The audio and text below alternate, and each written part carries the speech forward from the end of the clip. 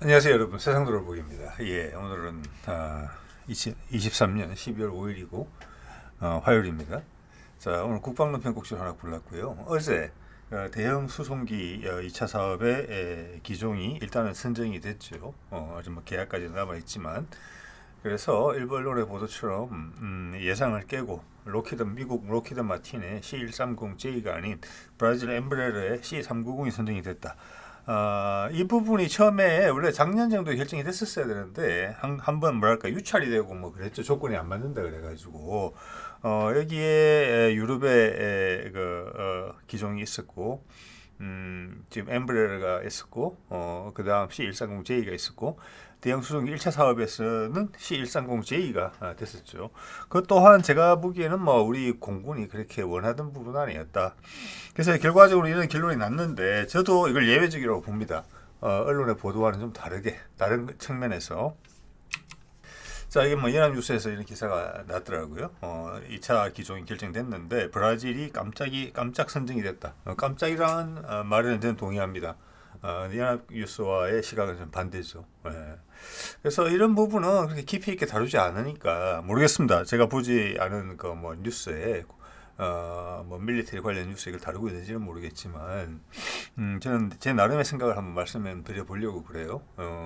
그리고 이거는 뭐 개인의 생각이기 때문에, 물론 어느 정도의 그림이 그려지기 때문에 말씀을 드리는 거고, 여러분은 뭐 여러 가능한 시나리오 중에 하나로 생각해 보시면 될 것 같아요. 그래서 여러분이 이 사안을 바라보는 데 있어서 좀 시각이 풍부해지는 것에 도움이 된다, 이러면 좋겠지요. 자, 그래서 연합뉴스는 왜 깜짝이라고 그러고 저도 의외다라고 생각하는 이유에 대해서 한번 말씀을 드려볼게요. 예. 자, 이게 이제 157회 방위사업 추진의 방추위 어제 보도 자료예요. 여기 보면 여러 가지 몇 가지 안건이 이제 있는데, 그중에 마지막 네 번째가 대형 수송기 2차 사업 기존 결정. 이래서 여기서 이제 엠브레러사의 C390이 대형 수송기 2차 사업으로 결정됐다. 26년까지 총 사업비가 7,100억 원이 들어갔다. 지금 이 정부 들어와서의 사업의 추이를 보면은 지난 정부에서 주저했던 게 아니라 압박 속에서 버텼던, 우리가 40대의 F-35를 데려와서 써보고 느낀 점이 분명히 있었을 것이고, 저도 여러 번 다뤘지만 미국에서 지금 이거는 어떤 뜨거운 감자죠. 여러 가지 문제들이 발생을 하고, 이걸 전체적으로 개보수하기에는 비용이 너무 많이 드는 거. 우리는 특히나 이전에 마흔기 들어온 거는 더더욱 그럴 것이고, 일본도 말은 못하지만 수많은 문제가 있을 거라고 봅니다. 예. 그래서 이것을 당장 20대 정도 더 사기로 했다는 것 자체가, 지난 정부에서 미국의 특히 방산업체, 그리고 한국에 그와 연계되어 있는 한국인들이 엄청나게 큰 불만이 있었다. 문재인 정부 때 이렇게 큰 행사를 아덱스나 뭐 기타 행사를 가보면 두 가지 부류로 나눠져요. 우리 한국 사람들이. 하나는 뭐냐, 우리 스스로의 지금 기반 산업들이 충실하잖아요. 우리가 전자산업이나 기계산업이나 조선산업이나 모든 부분에 있어서 그런 나라가 흔치 않습니다. 사실은 세상에. 거기에를 100% 활용해서 국방산업을 제대로 해보자. 우리가 직접 생산해보자. 개발해보자. 세계 최고 수준으로. 비싼 외국 무기 사지 말고. 거기 엄청나게 동의하고 신바람이 난 척이 있는 반면에, 같은 한국인이지만 외국 방산업체와 연계된 사람들은 엄청나게 불편해했죠. 자, 그런 것이 바로 정권이 바뀌자마자 이게 분위기가 바뀌었고, 특히 F-35 같은 경우는 취임하고 나서 한두 달 안에 몇 년, 3년, 5년 정도 계약을 할 거예요, 한목에. 그래서 외국에서 수주 의사를 밝혀야지만 로키드 마틴이 미국 정부로부터 생산량을 이렇게 늘려서 받을 수 있기 때문에 급하게 우리가 결정을 해줬죠. 그런 게 크게 차이가 나는 부분이라고 봐요. 그리고 F-15의 업그레이드 부분에 있어서 지난 정부에서는 그 보잉이죠. 비용이 너무 비싸서 고개를 절레절레 흔들고 계속 뭐랄까 협상을 하면서 가격을 낮추려고 시도했는데 그걸 덥석 그대로 받아줬죠. 그리고 우리는 별로 관심이 없었던, 더 이상 도입하지 않으려고 했던 아파치 헬기를 다시 도입 시도하는 것으로 제가 마지막으로 알고 있습니다. 그러면서 일본이 싫어하는 또 항공모함 사업은 그만뒀어요.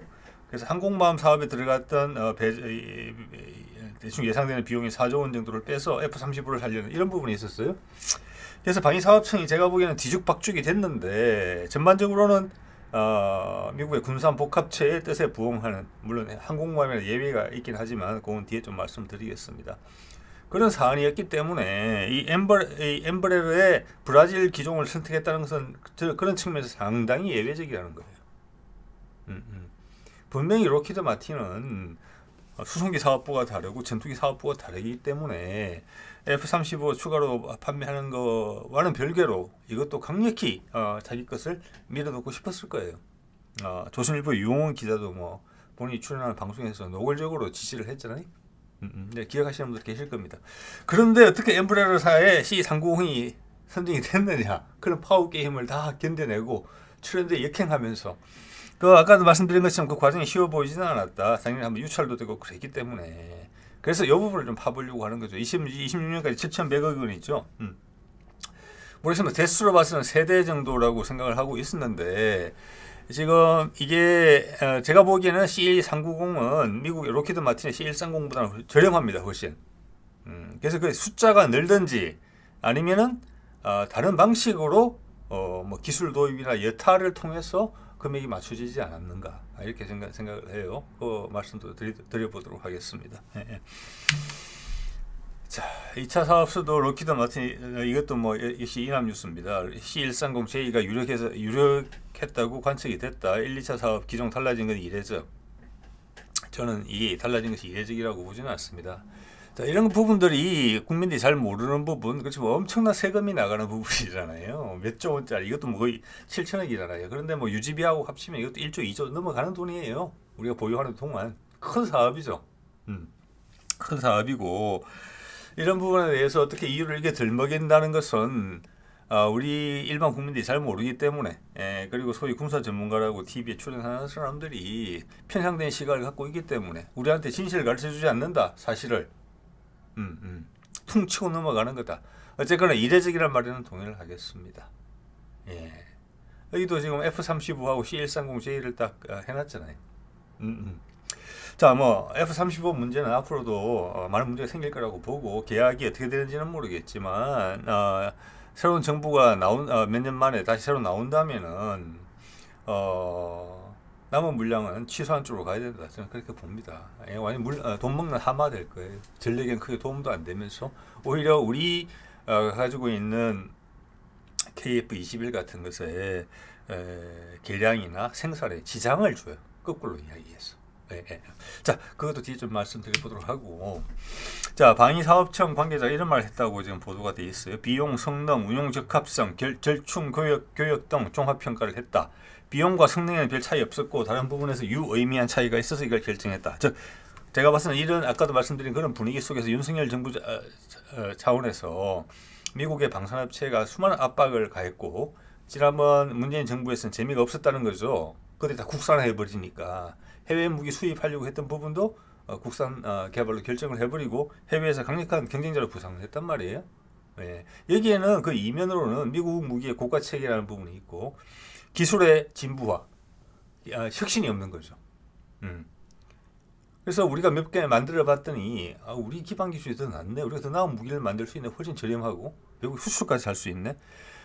이런 이제 입장과 실제 그 실행이 상당히 마음에 안 들었기 때문에 그들의 군산 복합체의 친화적인 정권이 들어서자마자 가장 먼저 압박을 했다고 봅니다. 업계에 계신 분들은 느낌이 있으리라고 봅니다. 아까도 말씀드렸지만 제 생각이에요, 개인적인.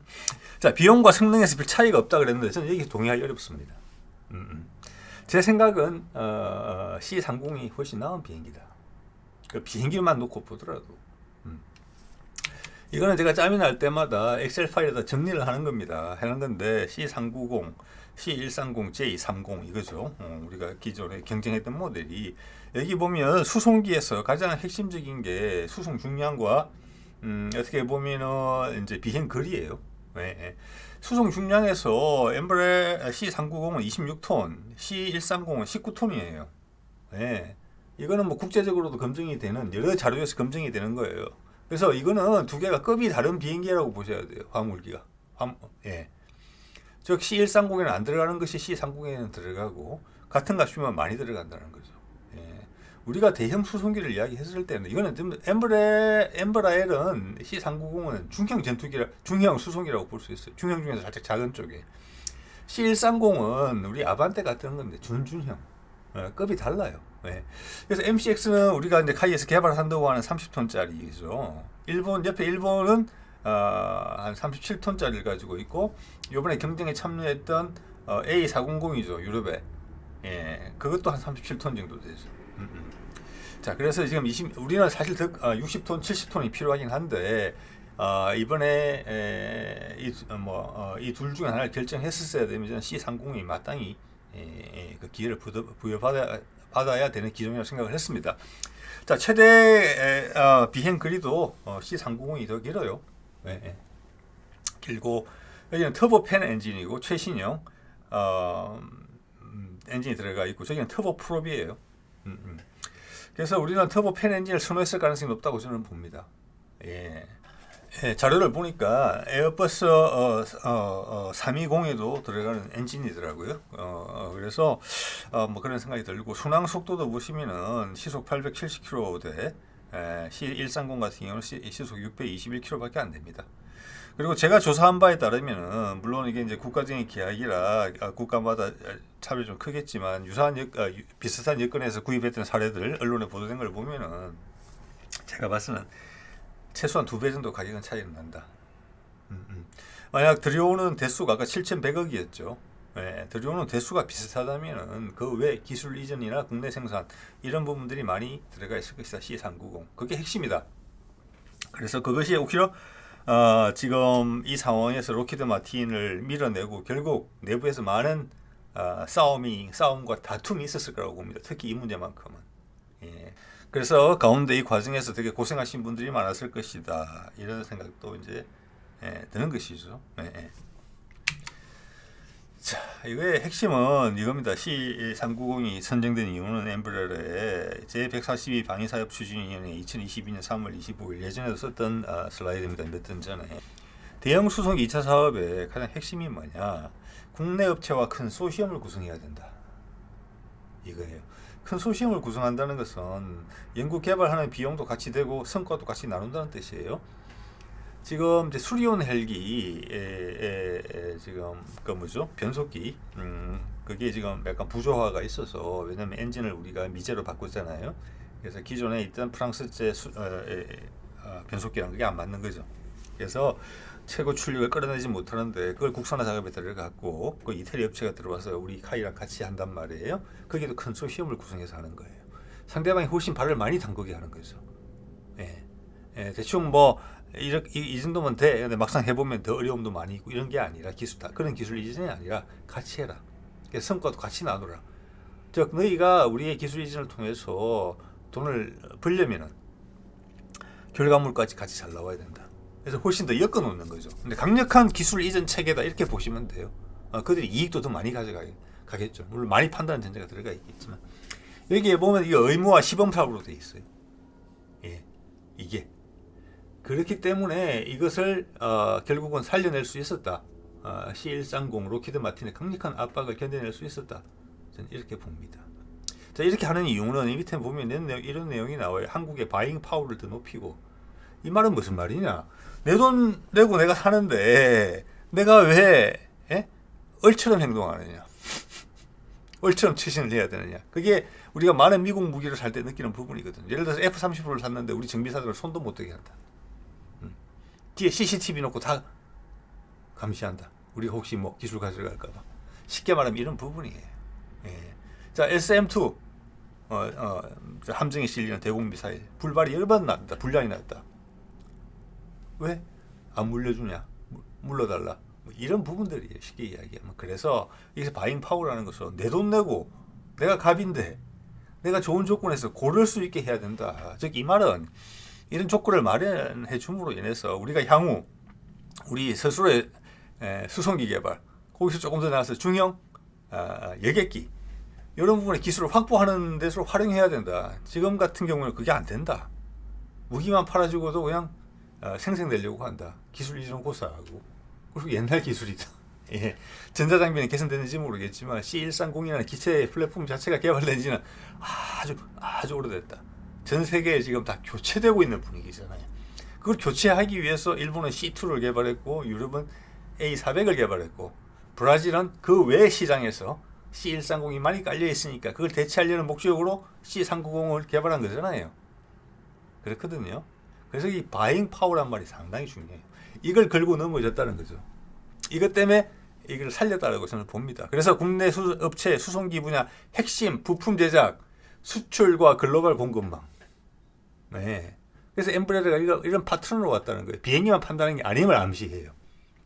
거기서 강력하게 로키드 마틴과 차이가 났기 때문에 이겼다는 겁니다. 그래서 아까 연합뉴스에 나온 기사는 뭐 가격과 성능이 비슷, 그건 전혀 뭐 어떻게 갖다 붙인 이야기인지 잘 모르겠습니다. 이거라고 봐야죠. 이것 때문에 국내에서 이걸 기대하고 여기에 나오는 이제 부가가치를 생각했던 사람들, 중형항공기, 중형 수송기, 국산 수송기, 중형 항공기, 한국의 미래에 필요한 그런 걸 지켜내려고 했던 사람이 이길 수 있었다는 거예요. 그것은 어디서 나왔느냐? 국내 업체와 참여한 소심을 반드시 구성해야 된다.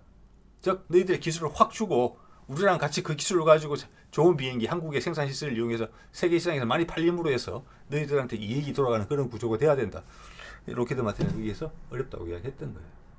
근데 엠브레라는 지금 경제 여건이 어렵잖아요. 과감히 선택을 한 거고 우리가 이미 KF-21도 개발했기 때문에 수송기 하려면 합니다. 그렇지만 탄탄한 기술력을 가진 엠브레라와의 협력을 통해서 그 기간을 단축시키고자 하는 거죠. 저는 그렇게 이해가 돼요. 자, 그래서 이게 보면은 MOU를 그러니까 한국의 공동 파트너가 세 회사가 선정이 됐어요. C130 같은 경우는 한 회사. 이게 핵심인 거죠. 이게 이제 기술 이전 받는 거죠. 공동 투자도 하고.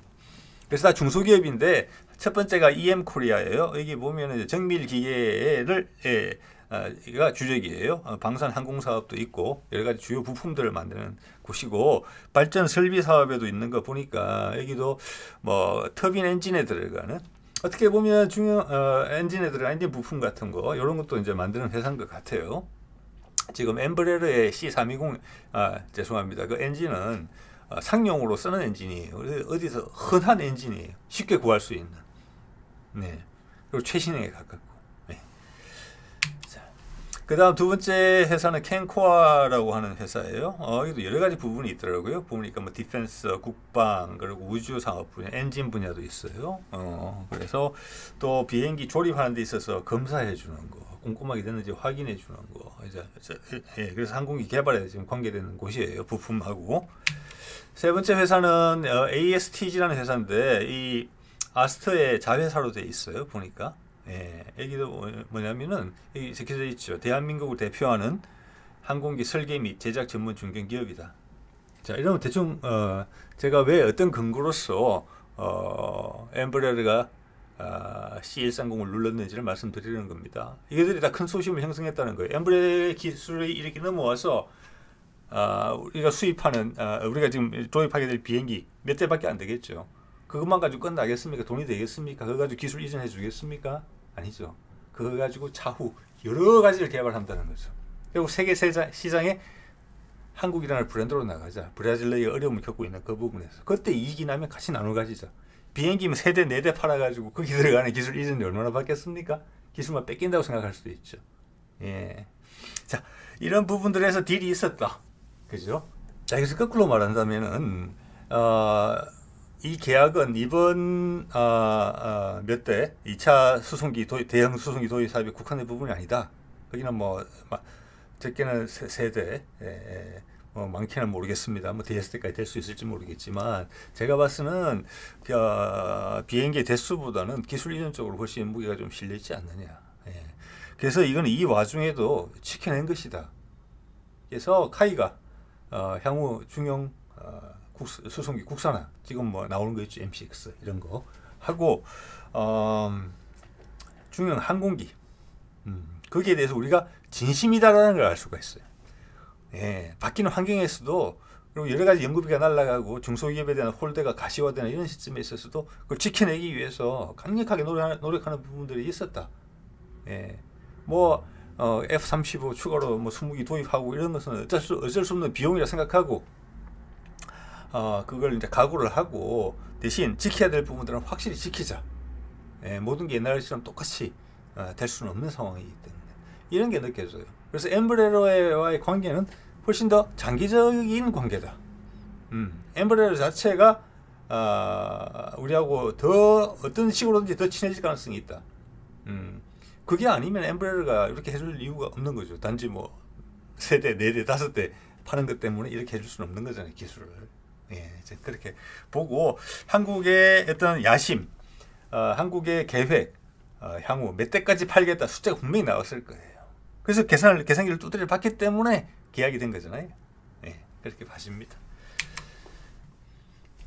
자, 그래서 이게 올망졸망 104편에서 제가 그때 소개를 드렸는데, 울릉공항에 지금 공항이 이제 다 돼 가는데 지금 공항을 좀 늘린다는 이야기가 나와요. 늘려야 된다. 사실 그런 게 어떻게 보면은 이제 한일 관계에 장기적으로도 사실 일본이 되게 부담스러운 노릇이에요. 지금 현 정부 들어와서 뭐 여러 가지 제스처를 쓰고 뭐 핵 회수, 오염수 방류도 하고 하지만 울릉공항 같은 부분은 사실 돌이키기가 어려운 부분이거든요. 그 군사공항으로 쓰지 않는다고 그러면 바보겠죠. 그거는 근데 그런 것을 돌이킬 수가 없어요. 윤석열 정부가 아무리 친일적으로 행동을 한다 하더라도. 그때 민항기 시범 사업을 했는데 처음에는 50인승급이 언급이 되다가 공항이 확장된다는 이야기가 나오는 것은 아마 군사공항으로 좀 더 쓰자 이런 부분들은 그 과거에 결정이 됐을 것 같아요. 이전 정부에서. 그리고 항공기도 더 큰 항공기를 가자. 이거 50인승하고 지금 나오는 이건 천지차입니다. 이거는 나중에 되면 뭐라고 해야 되나? 리저널 비행기예요. 즉 중국 그리고 개발되게 될 러시아의 연해주 지역 그리고 뭐 대만 일본은 당연히 들어가고 동남아 정도까지 커버할 수 있는 그 지역 항공에 딱 맞는 기종이거든요. 이게 제가 봤을 때는. 그래서 이게 시범 사업을 하러 이게 지금 시험 비행에 이 기종이 활용됐어요. 제가 그래서 그때 그걸 보고 엠브레러의 관계가 이렇게 되는구나. 일단은 이런 항공기도 도입할 가능성이 높다. 향후 국산화를 전제로 해서 전 그렇게 봅니다. 이것뿐만이 아니에요. 그런데 여기 보면 레가시 600이라는 비행기가 있어요. 제 오른쪽에 보이죠? 이 가운데 큰 애가 이제 C390이고 여러 가지 이제 엠브레러가 생산하는 비행기 기종인데 제 오른쪽에 있는 게 레가시 600이라고 비즈니스 제트거든요. 그 위에 얹혀져 있는 게 지금 A사인지 뭐 폐사인지는 모르겠으면 레이더예요. 저걸 우리가 이제 국내 독자 개발하기로 했잖아요. 그죠? 미국에서 수입하던 거는 문제가 많아서 더 이상 수입을 안 한다 끝. 그리고 그 기회가 사브로 갈 것 같았어요. 지금 그림 속에 있는 사진이 사브입니다. 비즈니스 제트에다가 개조를 한 거죠. 그래서 일이 가능했는데 사브도 기대를 많이 하고 이걸 버리고 우리가 직접 개발한다고 갔거든요. 자, 그럼 우리도 비즈니스 jet을 사고, 그리고 레이더 부분은 우리가 이미 여러 군데 여러 방면에서 이제 내공을 축적했기 때문에 세계 최고 수준의 A사 레이더를 만들고 있단 말이에요. 그걸 달겠다 이렇게 됐는데 이 후보 기종으로도 그걸 생각할 수 있어요. 그렇기 때문에 엠브레러가 배팅을 했고 여러 가지 우리 내부의 압박, 외부의 압박도 있었겠지만 이게 관여되신 분들이 이걸 지켜냈다고 생각합니다. 왜? 너무 여러 군데 우리나라 항공산업이 한 발자국 올라서는데 그리고 단지 수송기뿐만이 아니라는 말씀을 제가 드리는 거잖아요. 큰일 하셨다고 저는 생각을 합니다. 제 시나리오로. 제가 저는 개인적으로 그게 훨씬 가능성이 높다고 보기 때문에 그런 말씀을 드리는 것이죠. 자, 그리고 이거는 이제 카이에서 제시한 MCX라는 거죠. 30톤급이니까 거의 비싼 급이에요. 그래서 이걸 보면은 초기에 몇 대 도입하고 그 다음부터는 바로 국산화 모델로 들어간다 이렇게 될지 모르겠어요.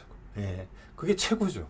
우리가 처음부터 끝까지 우리 기술을 개발한다기보다는 수많은 노하우가 넘어올 거고 우리는 엠브레러가 적극적으로 임해준다면 회사가 어렵다고 하니까 몇 년이면 금방 아마 배울 거예요. 왜냐 KF-21도 해냈기 때문에 수송기는 그보다 훨씬 쉽다. 거기다가 외국에서 큰 경험을 구축한 친구들하고 단지 브랜드 파워가 떨어져서 해외에 많이 못 파는 그 회사 기술 가져와서 한다면 금방이겠죠. 그 이걸 바탕으로 수송기 죄송합니다. 여객기 들어간다.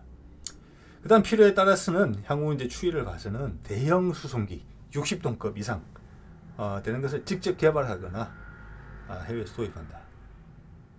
그런 그림을 이제 그리고 있다고 봅니다. 이 어려운 여건 속에서 최선을 다하고 있다고 봐요. 결과적으로는 시간적으로는 손해 보는 거 없다. 최소 비용으로 최대 효과다.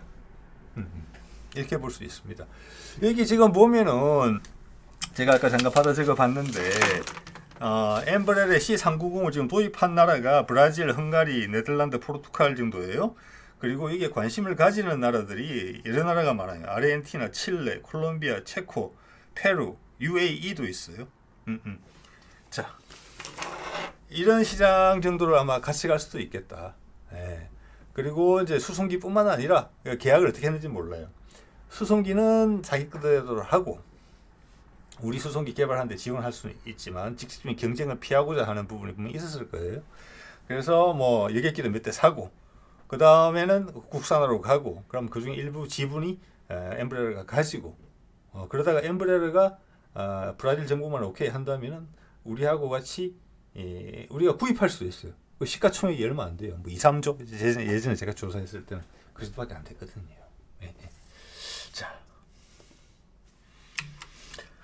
자, 그리고 또 하나는 이제 아까도 잠깐 말씀을 드렸지만 일본에서 차기 전투기 2차 사업 이게 F-35를 지금 4조 2천억을 들여서 추가로 20대나 뭐 25대 정도 도입하는 걸로 돼 있는데 어차피 아까도 말씀드렸지만 이것과 수송기를 파는 거는 별개의 사업이겠지만 큰 안목에서 봤으면 이걸 우리가 해줬기 때문에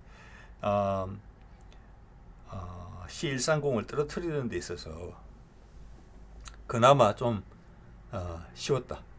그게 그나마 가능했다. 이렇게 볼 수 있을 것 같고 여기에도 보면 내부의 비판이 상당히 많았다는 게 느껴져요. 이 보도 자료만 보더라도 F-35 추가 도입하는 데 있어서 제가 여러 번 다뤘습니다. 뒤에 한두 개 걸어놓도록 하겠습니다. 관심 처음이신 분들 한번 보시면 될 것 같고요. F-35가 어떤 문제가 있는지 내부에서도 강력한 반발들이 있었던 것으로 저는 보여요. 보도자료에서 느껴지거든요. 그래서 뭐라고 나오느냐 전면 도장 능력을 포함한 국가급 창정비 능력을 구축한다. 이게 예전에 없던 내용이에요. 도장이라는 것은 스텔스 도료 개발하는 부분이에요. 이거 우리나라 상당히 많이 돼 있거든요. 근데 이때까지 손을 못 대게 했다는 거예요. 자, 옛날에 창정비를 하려면 일본으로 가든지 호주로 가든지 그래야 됐던 부분이 있었는데 그걸 우리가 하기로 했다는 부분이 있어요. 그래서 이 비판을 일부 수용한 부분이 있는데 제가 알기로는 우리가 이제 스텔스 도료 차세대급으로 한 부분이 있고 KF-21은 당연히 5세대, 6세대 기체이기 때문에 이게 얼마나 중요한지는 잘 모르겠어요. 이걸 통해서 60대 정도를 관리하는 건데 향후 업그레이드는 저는 어렵다고 봅니다. 사실은. 그래서 그래도 이 정도라도 들어간 것은 의미하는 것은 내부에서 강력한 반발이 있었다. 이 정도는 받아야 되는 거 아니냐. 엄청나게 절실히 필요한 것 같지는 않지만 그래도 우리가 60대를 운용하는 동안에는 장기적인 업그레이드까지는 우리가 생각 안 한다고 저는 봅니다. 할 수도 없고 미국도 어차피 뭐 그렇게 될 거니까. 자, 그래서 그런 거를 좀 이제 짐작을 하게 되고 그래서 아까도 말씀드렸지만 F-15의 값비싼 업그레이드, F-35 덜컥 물어준 거 이전 정부 같아서 많이 했을 것들이죠. 이게 4조 들어가는 것을 우리 KF-21에 투입한다고 생각해 보세요. 또 우리 중형 항모에 들어갈 함상형 개발한다고 생각해 보세요. 다른 자산에 들인다고 생각해 보세요. 공군에만 국한해도 큰 돈이거든요, 이걸. 자, 그런 거가 다 있고 또 보잉에 어떻게 보면 미국도 지금 더 이상 생산을 하지 않기로 결정한 26년부터는 아파치 헬기, 그거를 더 살려는 그런 움직임이 지금 강하게 있단 말이에요. 그런데 들어가는 돈을 한번 생각해 보세요, 전체적으로. 예를 들면 제가 봐서는 한 8조? 8조에서 10조? 7, 8, 9, 10조 가량의 돈이 지금 외국으로 새는 거예요. 미국으로. 그 돈이 어차피 국방비에서 나가는 거잖아요. 우리 내부 방산 연구개발로 갔으면 천지 차이가 나겠죠. 자, 그런 와중에 이런 걸 버텨냈다.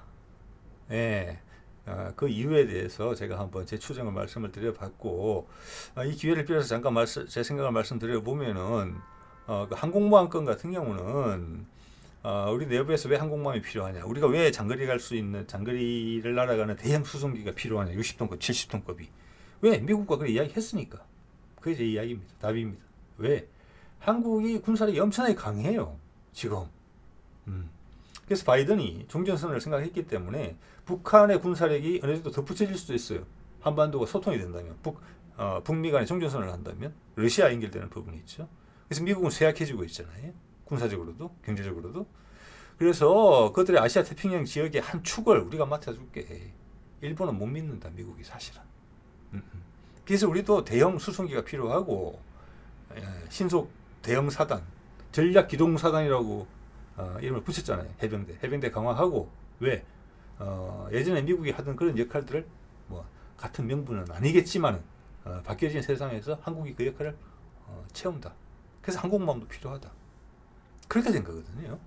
근데 이 정부는 들어서자마자 항공모함부터 안 한다고 그랬죠. 그래서 몇 달 있다가 석연치 않은 이유도 되지 않았죠. 항공모함 다시 한다고 이야기했죠. 왜? 미국과 약속한 거니까. 그러니까 이거 맡기로 한 부분이야. 예. 그래서 우리 정부는 태생적으로 윤석열 정부는 일본과 친하다. 그들의 정권에 큰 영향력을 행사하는 사람들이 일본은 우리의 파트너다. 그게 큰 형님으로 미국이 있다. 이런 어떤 절대적인 파워 구조를 머릿속에 가지고 있는 사람들이 아닌가. 그런 걸 좀 생각해 보게 돼요. 자, 오늘 이 정도 하면 될 것 같습니다. 네네.